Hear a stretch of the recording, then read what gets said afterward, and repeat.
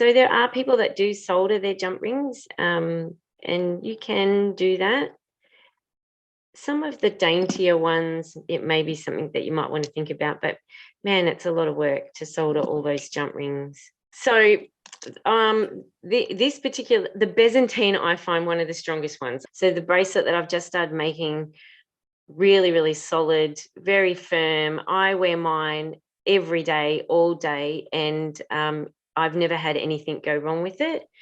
I also use the smaller ring to make anklets, and I know people that wear that one all day, every day around the ankle. I don't solder those jump rings, and I've never had an anklet come back with an opening or some sort of breakage or anything. Should you get the bracelet caught on something and give it a really hard yank, potentially you might open up a jump ring. But the Byzantine in particular, super, super strong pattern.